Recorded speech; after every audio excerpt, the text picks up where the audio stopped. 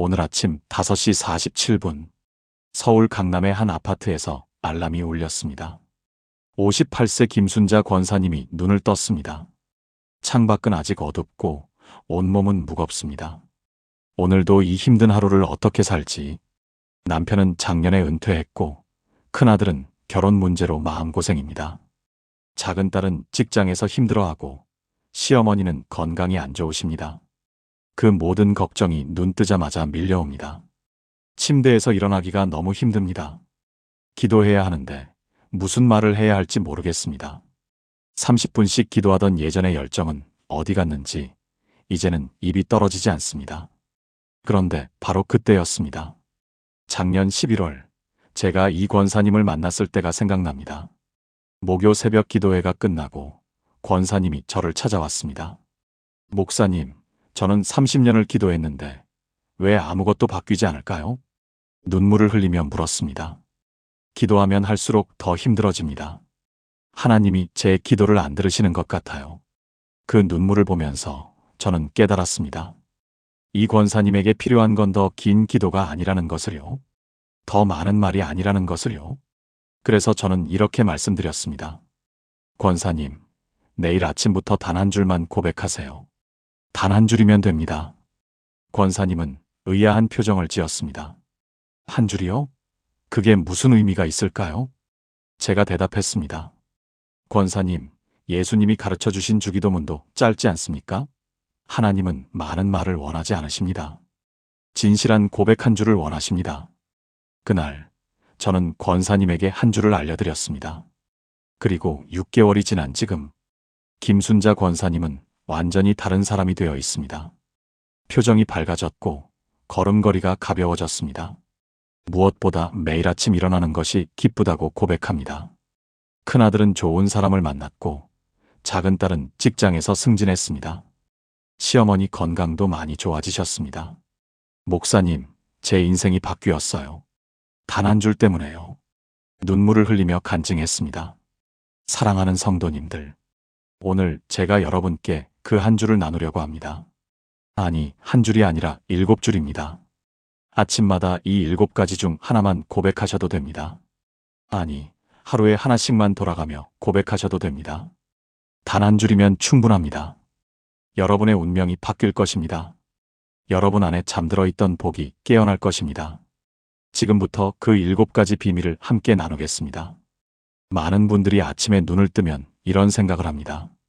나는 누구인가? 나는 왜 이렇게 힘들까? 나는 왜 이렇게 부족할까? 62세 이영희 집사님도 그랬습니다. 남편이 사업에 실패하고 자녀들은 멀리 떠나고 혼자 남았습니다. 매일 아침이 고통이었습니다. 나는 실패한 어머니다. 나는 쓸모없는 사람이다. 이런 생각이 머릿속을 가득 채웠습니다. 거울을 보면 늙은 얼굴이 보이고 주름진 손을 보면 한숨이 나왔습니다. 나는 이제 끝났다. 그런 생각이 들면서 하루가 시작되니 하루 종일 무기력했습니다. 사랑하는 믿음의 가족들, 여러분도 그런 아침을 맞이하신 적 있으시죠? 자신이 누구인지 잊어버리고 세상의 평가에 흔들리는 아침 말입니다. 그런데 성경은 이렇게 선포합니다. 보라, 아버지께서 어떠한 사랑을 우리에게 베푸사 하나님의 자녀라 일컬음을 받게 하셨는가. 요한일서 3장 1절. 이 말씀을 다시 한번 들어보십시오. 하나님의 자녀라 일컬음을 받게 하셨는가. 이것은 선택이 아닙니다. 이것은 우리의 노력으로 얻은 것도 아닙니다. 이것은 하나님 아버지께서 베푸신 사랑입니다. 사도 요한이 이 편지를 쓸 때 당시 교회는 핍박받고 있었습니다. 성도들은 사회에서 천대받고 가족들에게 버림받았습니다. 로마 사회는 그들을 이단, 문제아, 사회 부적응자라고 불렀습니다. 그런 성도들에게 요한은 외칩니다. 보라, 우리가 누구인지 보라. 세상이 뭐라고 하든, 로마 황제가 뭐라고 하든, 가족이 뭐라고 하든 상관없다는 것입니다. 우리는 하나님의 자녀다. 이것이 우리의 정체성이라는 것입니다. 요한은 일컬음을 받다라는 표현을 사용했습니다. 이것은 법적 용어입니다. 로마 시대의 양자로 입적되면 황제도 그 관계를 깨뜨릴 수 없었습니다. 하나님은 우리를 법적으로 영원히 당신의 자녀로 입적시키셨다는 것입니다. 그렇다면 이것을 어떻게 우리 삶에 적용할까요? 아주 간단합니다. 내일 아침 눈을 뜨자마자 이렇게 고백하십시오. 나는 하나님의 자녀입니다. 소리내어 말하십시오. 거울을 보면서 말하십시오. 나는 하나님의 자녀입니다. 나이가 많아도, 주름이 생겨도, 머리가 휘어져도 상관없습니다. 나는 하나님의 자녀입니다. 실패해도 넘어져도 다른 사람이 뭐라고 해도 상관없습니다. 나는 하나님의 자녀입니다. 이 한 줄을 매일 아침 고백하십시오. 그러면 여러분의 하루가 바뀔 것입니다. 여러분을 보는 시선이 바뀔 것입니다. 제가 이영희 집사님에게 이 한 줄을 알려드렸습니다. 집사님, 내일부터 매일 아침 이렇게 고백하세요. 나는 하나님의 자녀입니다. 처음에 집사님은 반신반의했습니다. 그게 무슨 소용이 있을까요? 하지만 저는 말씀드렸습니다. 일주일만 해보세요. 단 일주일만요. 집사님은 약속하셨습니다. 첫날 아침 일어나자마자 고백했습니다. 나는 하나님의 자녀입니다. 처음에는 어색했습니다. 목소리도 떨렸습니다. 하지만 계속 고백했습니다. 둘째 날, 셋째 날, 넷째 날. 일주일이 지났을 때 놀라운 일이 일어났습니다. 아침에 일어나는 것이 조금 덜 힘들어졌습니다. 거울을 볼 때 예전처럼 한숨이 나오지 않았습니다. 나는 하나님의 자녀구나. 이 생각이 마음속에 자리 잡기 시작했습니다. 한 달이 지났을 때는 더 놀라운 일이 일어났습니다. 딸에게서 전화가 왔습니다. 엄마, 요즘 목소리가 밝아지셨어요. 무슨 좋은 일 있으세요? 집사님은 깨달았습니다. 내가 변하니까 주변이 변하는구나. 3달이 지났을 때 집사님은 완전히 다른 사람이 되어 있었습니다. 교회에서 새로운 봉사를 시작했고 이웃에게 복음을 전하기 시작했습니다. 목사님, 제가 누구인지 알게 됐어요. 저는 하나님의 자녀예요. 그래서 당당하게 살 수 있어요. 눈물을 흘리며 간증했습니다. 사랑하는 하나님의 자녀들, 여러분도 내일 아침부터 시작하십시오. 눈을 뜨자마자 이 한 줄을 고백하십시오. 나는 하나님의 자녀입니다. 이것이 여러분의 정체성입니다. 이것이 여러분의 운명입니다. 이것을 고백하는 순간 여러분 안에 잠들어 있던 복이 깨어날 것입니다. 그런데 여기서 끝이 아닙니다. 두 번째 한 줄이 기다리고 있습니다. 우리는 매일 두려움 속에서 삽니다. 오늘 무슨 일이 일어날까? 사고가 나면 어쩌지? 아프면 어쩌지? 나쁜 소식이 오면 어쩌지? 67세 박철수 장로님도 그랬습니다. 평생 성실하게 살았지만 은퇴 후 불안이 찾아왔습니다. 건강검진 결과를 기다릴 때마다 가슴이 두근거렸습니다. 뉴스에서 나쁜 소식이 나올 때마다 걱정이 앞섰습니다. 자녀들이 늦게 들어오면 사고가 난 건 아닌지 불안했습니다. 밤에 잠을 잘 때도 마음이 편치 않았습니다. 내일은 괜찮을까? 다음 주는 어떻게 될까? 이런 걱정이 끊이지 않았습니다. 아침에 눈을 뜨면 제일 먼저 드는 생각이 걱정이었습니다. 오늘은 무슨 일이 일어날까? 그렇게 하루를 시작하니 하루 종일 불안했습니다. 그런데 성경은 이렇게 약속합니다. 여호와는 너를 지키시는 이시라. 여호와께서 내 오른쪽에서 내 그늘이 되시나니 낮에 해가 너를 상하게 하지 아니하며 밤의 달도 너를 해치지 아니하리로다. 여호와께서 너를 지켜 모든 환난을 면하게 하시며 또 내 영혼을 지키시리로다. 시편 121편 5절부터 7절. 이 말씀을 천천히 읽어보십시오. 여호와는 너를 지키시는 이시라. 낮에 해가 너를 상하게 하지 아니하며 밤의 달도 너를 해치지 아니하리로다. 모든 환난을 면하게 하시며. 이것은 약속입니다. 하나님이 직접 하신 약속입니다. 시편 121편은 성전에 올라가는 노래입니다. 이스라엘 백성들이 예루살렘 성전으로 순례를 갈 때 불렀던 노래입니다. 당시 예루살렘으로 가는 길은 위험했습니다. 도적들이 숨어 있었고 맹수들이 돌아다녔습니다. 낮에는 뜨거운 햇볕에 쓰러질 수 있었고 밤에는 추위와 어둠이 위협했습니다. 그런 위험한 여정을 떠나는 순례자들에게 이 시가 주는 메시지는 명확했습니다. 걱정하지 마라. 여호와께서 너를 지키신다. 지키다라는 히브리어 샤마르는 보호하다, 감시하다, 돌보다는 의미입니다. 목자가 양을 지키듯 파수꾼이 성을 지키듯 하나님이 우리를 지키신다는 것입니다. 24시간, 365일, 한순간도 쉬지 않고 지키신다는 것입니다. 그렇다면 우리는 어떻게 이 약속을 붙잡을 수 있을까요? 매일 아침 눈을 뜨자마자 이렇게 고백하십시오. 주님이 나를 지키십니다. 출근길에 차를 타면서 고백하십시오. 주님이 나를 지키십니다. 자녀들을 학교에 보내면서 고백하십시오.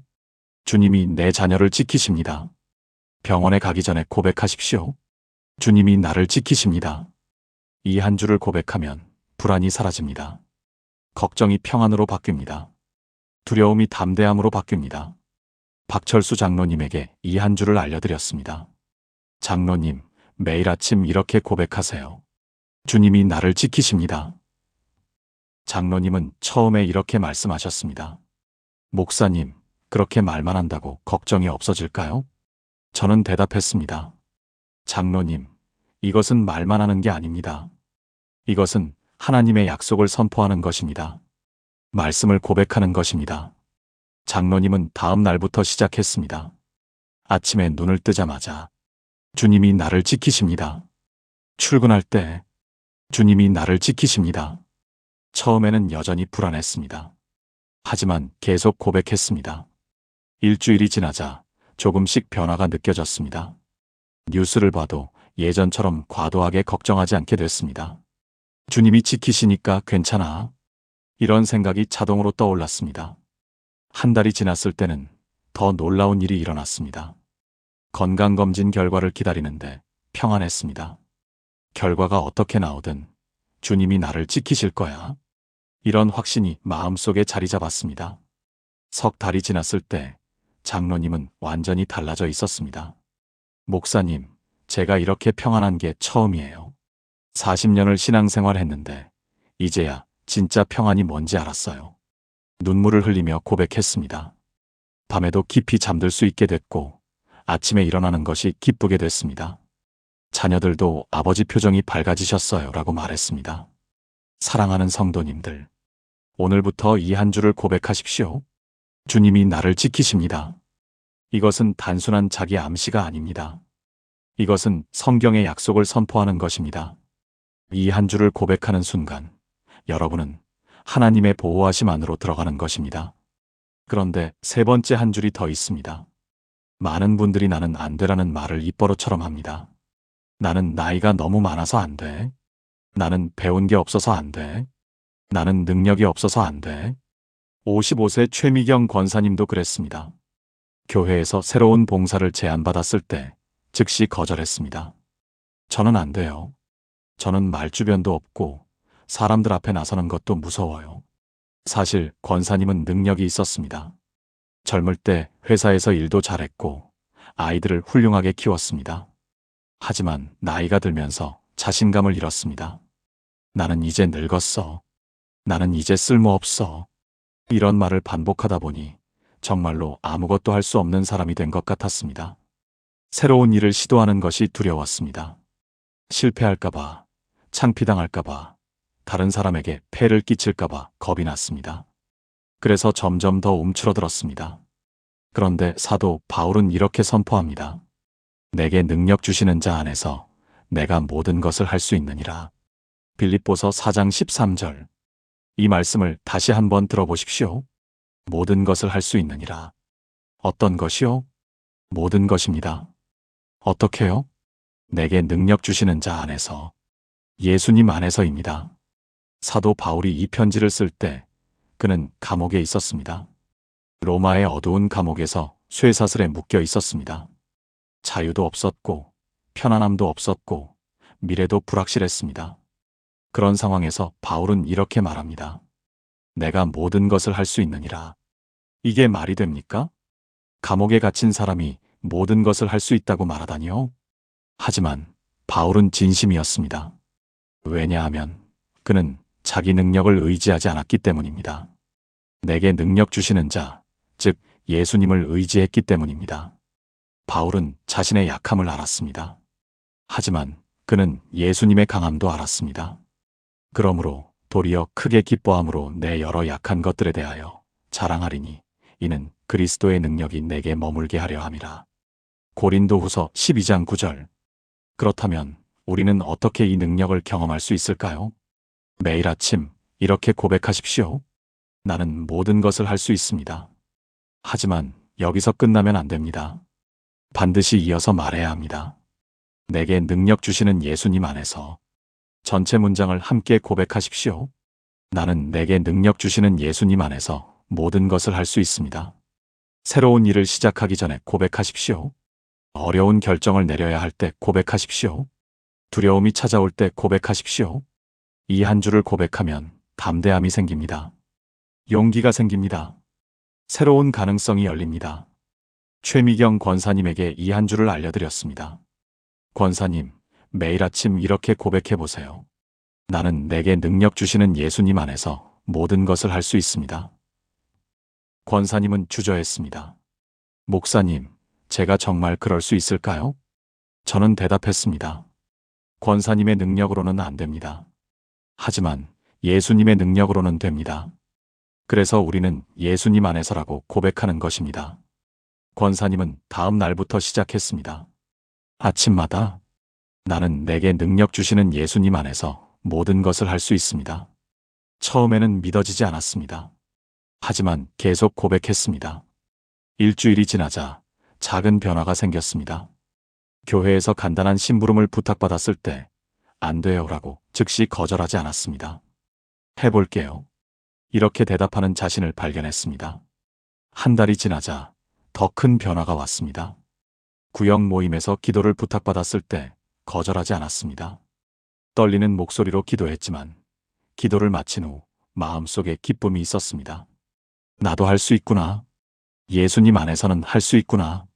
석 달이 지났을 때 권사님은 새로운 봉사를 시작했습니다. 초등부 교사로 섬기기 시작한 것입니다. 목사님, 제가 이런 일을 할 줄 몰랐어요.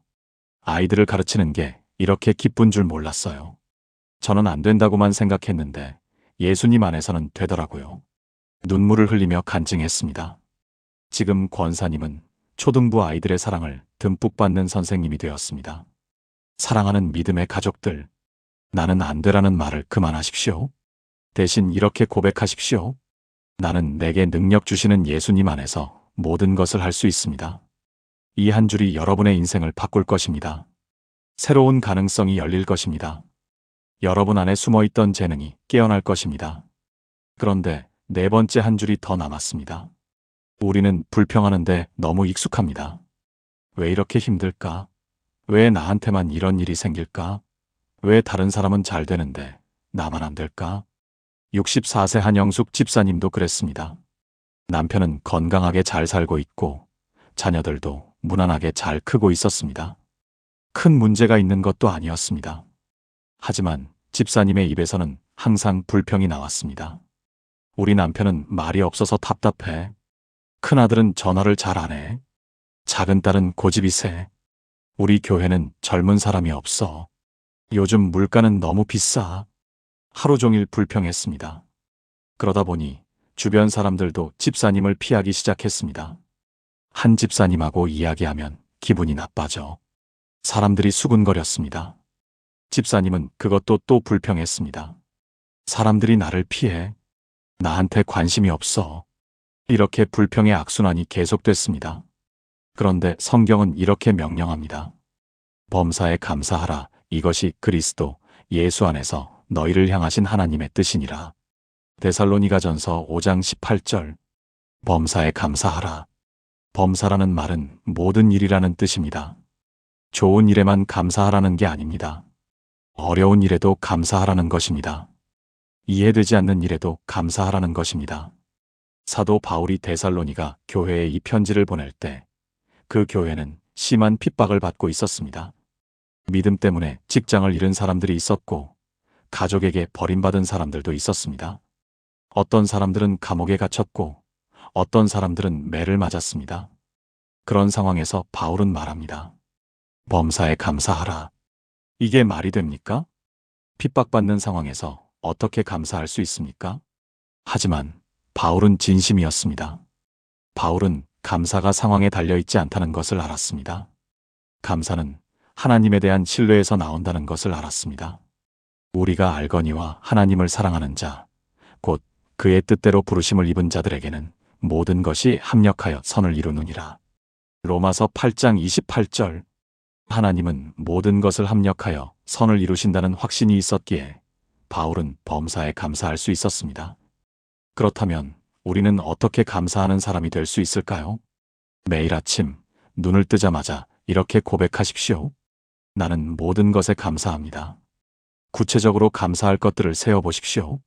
오늘도 눈을 뜰 수 있어서 감사합니다. 숨을 쉴 수 있어서 감사합니다. 가족이 있어서 감사합니다. 집이 있어서 감사합니다. 작은 것부터 시작하십시오. 그리고 어려운 일이 생겼을 때도 이렇게 고백하십시오. 이 일에도 하나님의 뜻이 있을 것입니다. 감사합니다. 처음에는 믿어지지 않을 것입니다. 하지만 계속 고백하십시오. 그러면 마음이 바뀔 것입니다. 한영숙 집사님에게 이 한 줄을 알려드렸습니다. 집사님, 내일부터 매일 아침 이렇게 고백해 보세요. 나는 모든 것에 감사합니다. 집사님은 이렇게 대답했습니다. 목사님, 감사할 게 뭐가 있어요?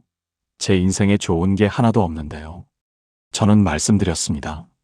집사님, 그게 바로 문제입니다. 집사님은 좋은 것들을 보지 못하고 계십니다. 매일 아침 감사를 고백하면 보이기 시작할 겁니다. 집사님은 반신반의하며 시작했습니다. 첫날 아침, 나는 모든 것에 감사합니다. 억지로 말했습니다. 하지만 그 순간 창밖에서 새소리가 들렸습니다. 아, 새소리도 들을 수 있구나. 작은 감사가 마음속에 생겼습니다. 둘째 날 아침, 나는 모든 것에 감사합니다. 그날은 남편이 아침 식사를 맛있게 먹었습니다. 그래, 남편이 건강해서 밥을 잘 먹는구나. 감사한 일이네. 셋째 날, 넷째 날, 다섯째 날. 감사를 고백할 때마다 감사할 거리가 보이기 시작했습니다. 일주일이 지나자 집사님의 표정이 밝아졌습니다. 한 달이 지나자 집사님의 말투가 바뀌었습니다. 불평 대신 감사가 나오기 시작했습니다. 우리 남편이 말은 없지만 참 성실해. 큰아들이 전화는 자주 안 하지만 명절 때는 꼭 와. 작은 딸이 고집이 세지만 그만큼 의지가 강한 거야. 석 달이 지났을 때 놀라운 일이 일어났습니다. 피하던 사람들이 다시 집사님에게 다가왔습니다. 한 집사님, 요즘 많이 밝아지셨어요. 무슨 좋은 일 있으세요? 집사님은 눈물을 흘리며 간증했습니다. 제가 매일 아침 감사를 고백했더니 제 인생이 바뀌었어요. 상황은 그대로인데 제가 보는 눈이 바뀌었어요. 사랑하는 성도님들, 불평을 그만하십시오. 대신 감사를 고백하십시오. 나는 모든 것에 감사합니다. 이 한 줄이 여러분의 관점을 바꿀 것입니다. 여러분의 마음을 바꿀 것입니다. 여러분의 관계를 바꿀 것입니다. 그런데 다섯 번째 한 줄이 더 있습니다. 우리는 종종 하나님보다 우리 뜻을 앞세웁니다. 하나님, 제 계획은 이렇습니다. 이렇게 되게 해주세요. 기도는 하지만 사실은 명령하는 것입니다. 59세 정민호 권사님도 그랬습니다. 자녀들의 결혼 문제로 하나님께 기도했습니다. 하나님, 큰딸은 의사와 결혼하게 해주세요. 작은 아들은 좋은 직장에 취직하게 해주세요. 구체적인 계획까지 다 세워놓고 하나님께 승인을 요청했습니다. 하지만 일이 뜻대로 되지 않았습니다. 큰딸은 평범한 직장인과 결혼했고 작은 아들은 원하던 회사에 떨어졌습니다. 권사님은 화가 났습니다. 하나님, 왜 제 기도를 안 들어주세요? 제가 뭘 잘못했나요? 원망하고 불평했습니다. 교회 나가기도 싫어졌습니다. 기도해봤자 소용없어. 믿음이 흔들렸습니다. 그런데 예수님은 이렇게 기도하셨습니다. 내 아버지여, 만일 할만하시거든 이 잔을 내게서 지나가게 하옵소서. 그러나 나의 원대로 마시옵고 아버지의 원대로 하옵소서. 마태복음 26장 39절. 이 기도를 천천히 읽어보십시오. 내 원대로 마시옵고 아버지의 원대로 하옵소서. 예수님도 원하시는 것이 있었습니다. 십자가의 고통을 피하고 싶으셨습니다. 하지만 예수님은 자신의 뜻을 고집하지 않으셨습니다. 아버지의 원대로. 이것이 예수님의 기도였습니다. 예수님이 이 기도를 하신 곳은 겟세마네 동산이었습니다. 십자가를 지시기 바로 전날 밤이었습니다. 예수님은 너무나 고통스러우셔서 땀이 핏방울같이 되었습니다. 인간으로서 예수님은 십자가의 고통을 피하고 싶으셨습니다. 그래서 이 잔을 내게서 지나가게 하옵소서라고 기도하셨습니다. 하지만 예수님은 자신의 뜻을 포기하셨습니다. 그러나 나의 원대로 마시옵고 아버지의 원대로 하옵소서. 이것이 진정한 순종입니다. 내 뜻이 아니라 하나님의 뜻을 구하는 것입니다. 내 계획이 아니라 하나님의 계획을 따르는 것입니다. 예수님은 이 순종을 통해 온 인류를 구원하셨습니다. 만약 예수님이 자신의 뜻을 고집하셨다면 우리는 여전히 죄 가운데 있을 것입니다. 그렇다면 우리는 어떻게 순종하는 삶을 살 수 있을까요? 매일 아침 이렇게 고백하십시오. 나는 주님의 뜻에 순종합니다. 기도할 때도 이렇게 고백하십시오. 주님, 제 뜻이 아니라 주님의 뜻대로 하옵소서. 중요한 결정을 내려야 할 때도 이렇게 고백하십시오. 나는 주님의 뜻에 순종합니다. 이 고백은 우리를 겸손하게 만듭니다. 하나님을 신뢰하게 만듭니다. 평안을 가져다 줍니다. 정민호 권사님에게 이 한 줄을 알려드렸습니다. 권사님, 매일 아침 이렇게 고백해 보세요. 나는 주님의 뜻에 순종합니다. 권사님은 처음에 저항했습니다. 목사님, 그럼 제 소원은 어떻게 돼요?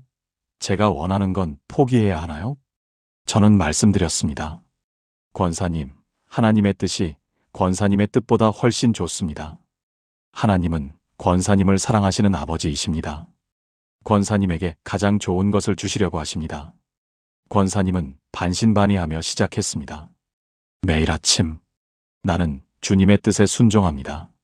처음에는 마음이 불편했습니다. 내 뜻을 포기한다는 게 손해보는 것 같은데. 하지만 계속 고백했습니다. 일주일이 지나자 마음이 조금씩 편해졌습니다. 그래, 하나님이 더 잘 아시겠지. 한 달이 지나자 큰 변화가 왔습니다. 큰딸의 남편이 생각보다 훨씬 좋은 사람이라는 것을 알게 됐습니다. 비록 의사는 아니지만 성실하고 착하고 딸을 진심으로 사랑하는 사람이었습니다. 작은 아들도 원하던 회사는 아니었지만 지금 회사에서 능력을 인정받고 승진했습니다. 하나님의 계획이 제 계획보다 훨씬 좋았어요. 권사님은 깨달았습니다. 석 달이 지났을 때 권사님은 완전히 달라졌습니다. 목사님, 이제 저는 제 뜻을 고집하지 않아요. 하나님께서 가장 좋은 길로 인도하실 거라고 믿어요. 눈물을 흘리며 간증했습니다. 사랑하는 믿음의 가족들, 내 뜻을 고집하지 마십시오. 하나님의 뜻을 구하십시오. 나는 주님의 뜻에 순종합니다. 이 한 줄을 고백하면 평안이 찾아옵니다. 하나님의 최선을 경험하게 됩니다. 그런데 6번째 한 줄이 더 남았습니다. 우리는 종종 길을 잃습니다. 어떤 결정을 내려야 할까? 어느 길로 가야 할까? 이게 맞는 선택일까? 61세 오현주 집사님도 그랬습니다. 남편이 은퇴하고 지방으로 이사를 갈지 서울에 남을지 고민이었습니다. 한쪽에서는 시골로 가서 여유 있게 살자고 했고 다른 한쪽에서는 자녀들 가까이 있어야 한다고 했습니다. 집사님은 매일 밤 잠을 이루지 못했습니다. 어떻게 해야 하지? 잘못 선택하면 어떡하지? 불안과 걱정이 가득했습니다. 기도해도 답이 안 보였습니다. 성경을 읽어도 명확하지 않았습니다. 하나님, 어떻게 해야 합니까? 제발 알려주세요. 절박하게 기도했지만 여전히 혼란스러웠습니다. 결정을 미루다 보니 시간만 흘러갔고 스트레스는 점점 더 커졌습니다. 그런데 성경은 이렇게 약속합니다. 너는 마음을 다하여 여호와를 신뢰하고 내 명철을 의지하지 말라. 너는 범사에 그를 인정하라. 그리하면 내 길을 지도하시리라. 잠언 3장 5절부터 6절. 이 말씀을 천천히 읽어보십시오. 내 명철을 의지하지 말라. 우리 판단만으로는 부족하다는 것입니다. 범사에 그를 인정하라. 모든 일에 하나님을 먼저 생각하라는 것입니다. 그리하면 내 길을 지도하시리라. 하나님이 직접 길을 인도하신다는 약속입니다. 솔로몬이 이 잠언을 기록할 때 그는 이스라엘의 왕이었습니다. 매일 수많은 결정을 내려야 했습니다. 나라를 다스리는 큰 결정부터 백성들 간의 작은 분쟁까지. 솔로몬은 자신의 지혜만으로는 부족하다는 것을 알았습니다. 그래서 하나님께 지혜를 구했습니다. 하나님은 솔로몬에게 지혜를 주셨고, 솔로몬은 역사상 가장 지혜로운 왕이 되었습니다. 내 명철을 의지하지 말라는 말은 우리 생각을 버리라는 뜻이 아닙니다. 우리 생각만으로는 충분하지 않다는 뜻입니다. 하나님의 인도하심이 필요하다는 뜻입니다. 범사에 그를 인정하라는 말은 모든 일에 하나님을 먼저 생각하라는 뜻입니다. 결정하기 전에 하나님께 물으라는 뜻입니다. 그러면 하나님이 내 길을 지도하시리라고 약속하셨습니다. 그렇다면 우리는 어떻게 하나님의 인도하심을 경험할 수 있을까요? 매일 아침 이렇게 고백하십시오. 주님이 내 길을 인도하십니다. 중요한 결정을 앞두고 이렇게 기도하십시오. 주님, 제 길을 인도해 주세요. 어느 길로 가야 할지 보여주세요. 그리고 기다리십시오. 조급하게 서두르지 마십시오. 하나님은 때가 되면 명확하게 보여주십니다. 문이 열리거나 닫힙니다. 평안이 있거나 불편함이 있습니다. 주변 사람들을 통해 확증을 주십니다. 이 한 주를 고백하면 불안이 사라집니다. 조급함이 사라집니다. 하나님을 신뢰하게 됩니다. 오현주 집사님에게 이 한 주를 알려드렸습니다. 집사님, 매일 아침 이렇게 고백해 보세요. 주님이 내 길을 인도하십니다.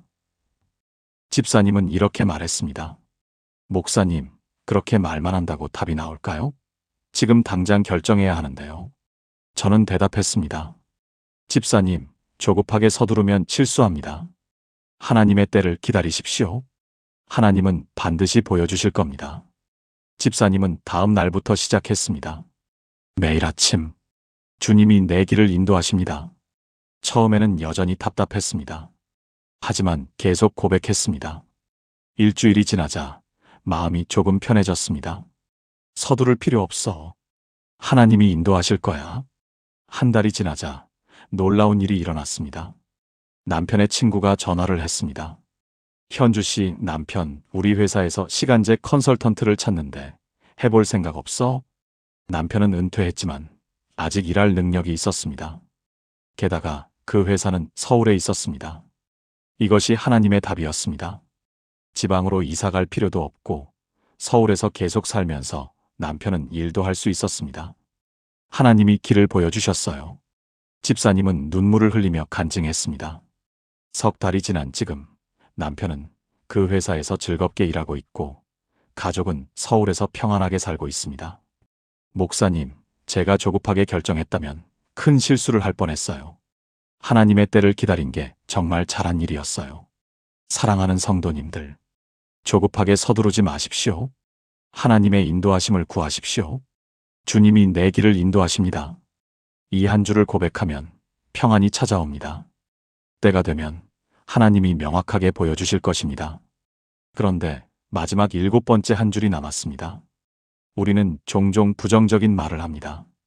오늘도 힘든 하루겠지. 오늘도 별일 없겠지. 어차피 안 될 거야.